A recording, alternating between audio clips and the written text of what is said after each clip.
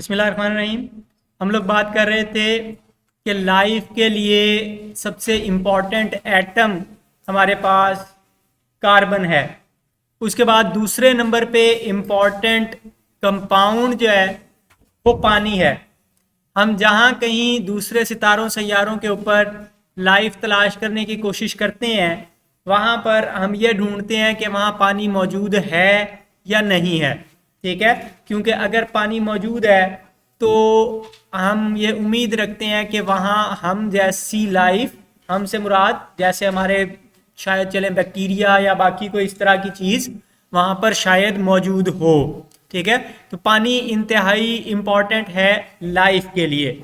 हमने कॉम्पोजिशन में देखा था कि हमारी बॉडी में तकरीबन 70% पानी है, या 50 किलो अगर किसी का वजन हो और उसको मुकम्मल तौर पे खुश्क कर दिया जाए तो 15 किलो रह जाएगा। ठीक है, तो बहुत थोड़ी मिकदार में आपका सॉलिड मैस है, बहुत ज़्यादा मिकदार में एक्चुअली लिक्विड है।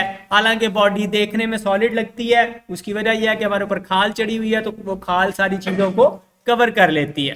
ठीक है, तो पानी को हम कहते हैं कि ये मीडियम ऑफ लाइफ है। मीडियम ऑफ लाइफ से मुराद है कि लाइफ के जितने भी केमिकल रिएक्शंस या प्रोसेसेस हो रहे होते हैं वो पानी के अंदर मोस्टली हो रहे होते हैं।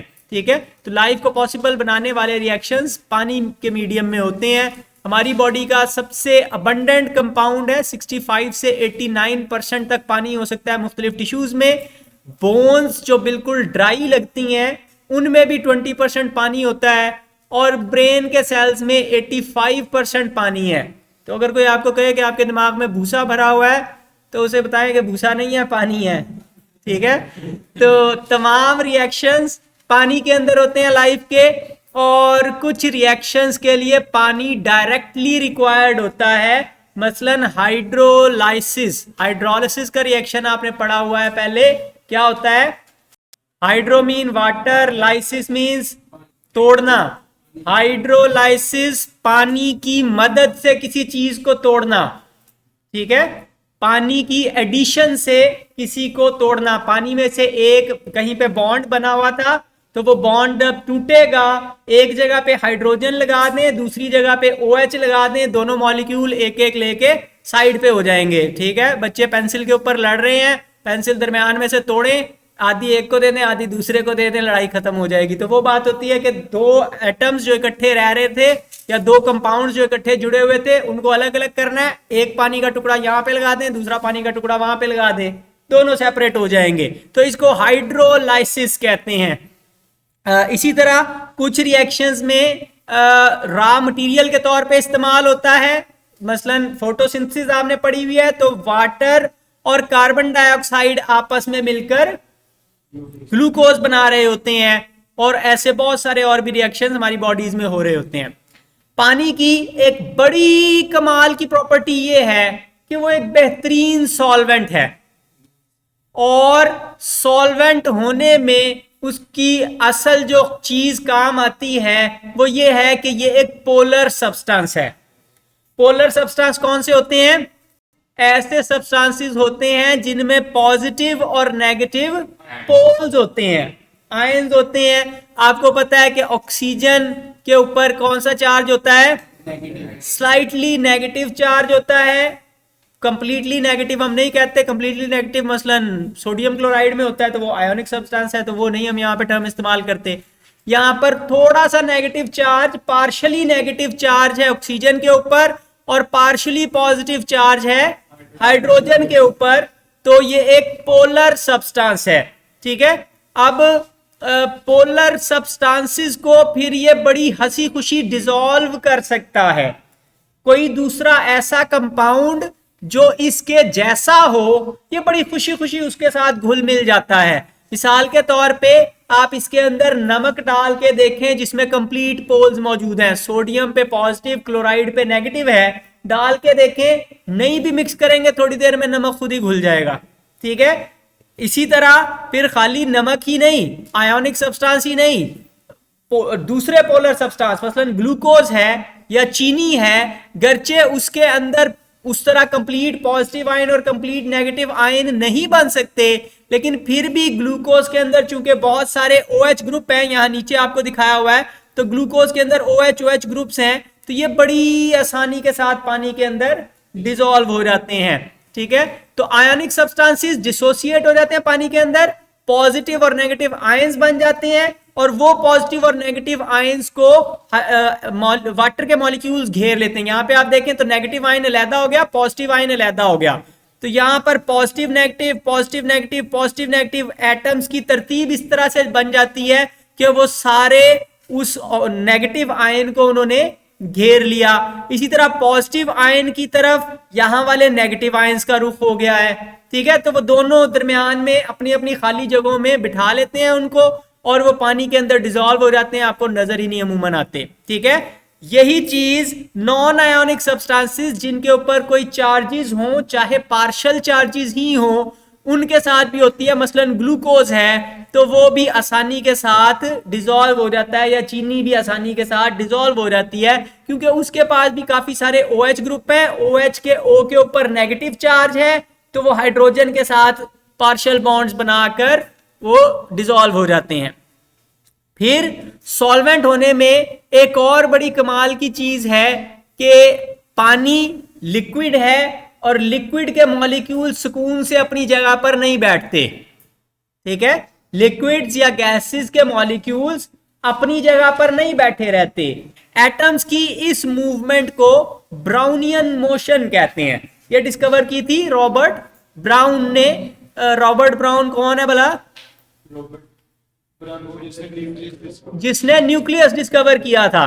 ठीक है, तो रॉबर्ट ब्राउन उसी ने ये वाली मोशन भी डिस्कवर की थी कि पानी के मॉलिक्यूल्स मूव कर रहे होते हैं, और इसकी वजह से क्या होता है, अब यहां पे आप देखें कि वो मॉलिक्यूल्स जो मूव कर रहे हैं, कोई इधर से आके धक्का मारता है, कोई उधर से आके धक्का मारता है, आपस में एक दूसरे के साथ टकरा रहे हैं। और इस टकराव की वजह से बाज दफा क्या होता है कि दो एटम्स जब आपस में टकराते हैं तो उनके दरमियान केमिकल रिएक्शन होने के इम्कानात होते हैं। तो अगर आपने दो चीजों का रिएक्शन करवाना है, उनको पानी में मिलाकर रिएक्शन करेंगे तो हो जाएगा, पानी से बाहर मिलाएंगे तो उनका रिएक्शन नहीं होगा। रिएक्शंस पढ़े हुए हैं।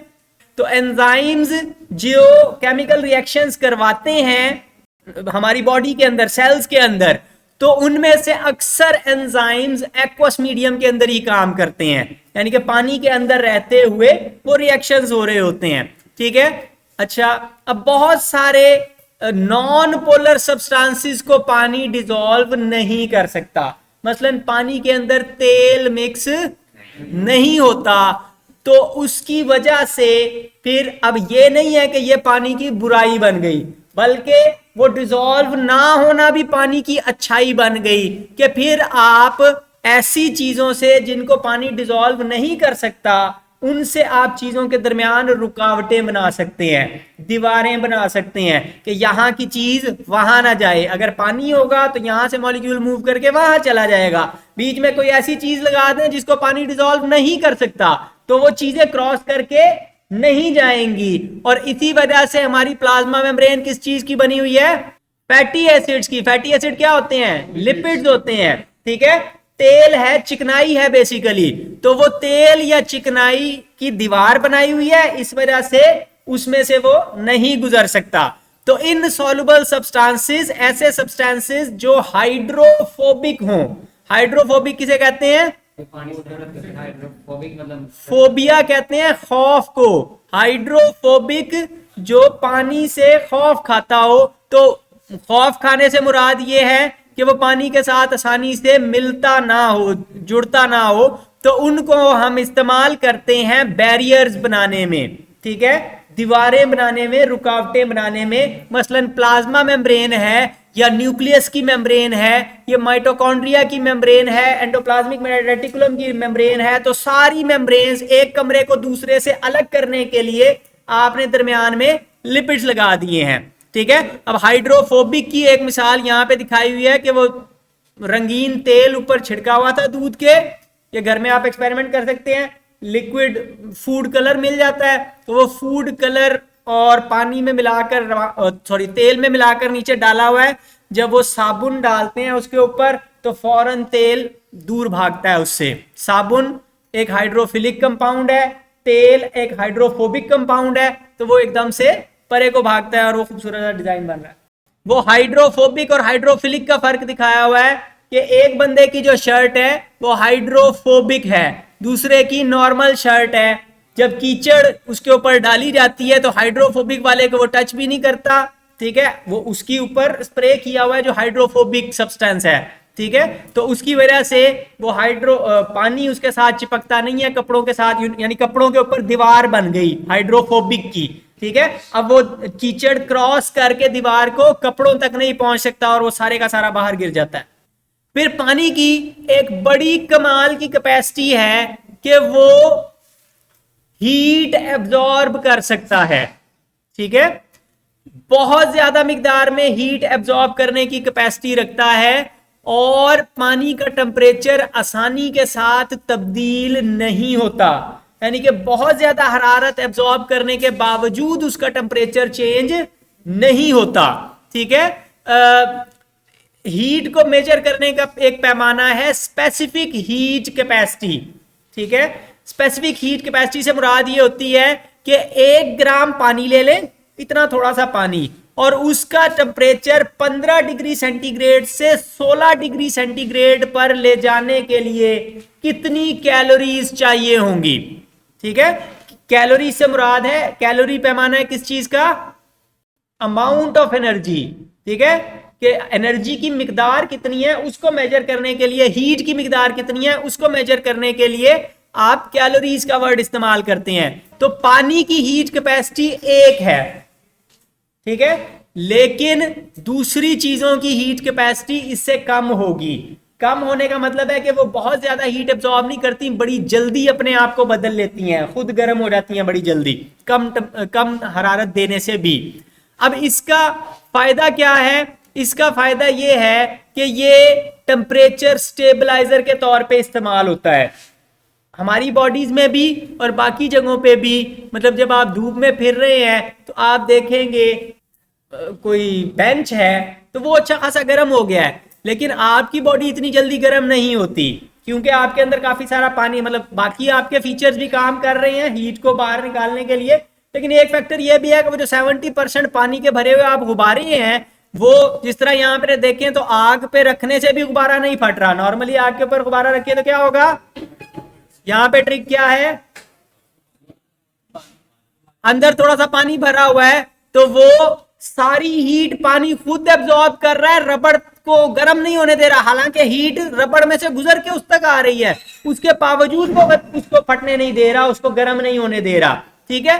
तो इसी तरह आपके अंदर जो 70% पानी भरा हुआ है वो बहुत ज्यादा हीट एब्जॉर्ब कर सकता है और आपको गर्म नहीं होने देता, ठीक है। वजह इसकी ये है कि पानी के मॉलिक्यूल्स के दरमियान हाइड्रोजन बॉन्ड्स होते हैं, उन हाइड्रोजन बॉन्ड्स को तोड़ने के लिए बहुत ज्यादा एनर्जी चाहिए होती है और वो एनर्जी चूंकि अवेलेबल नहीं होती, आसानी के साथ नहीं मिलती, इस वजह से पानी का टेम्परेचर चेंज नहीं होता।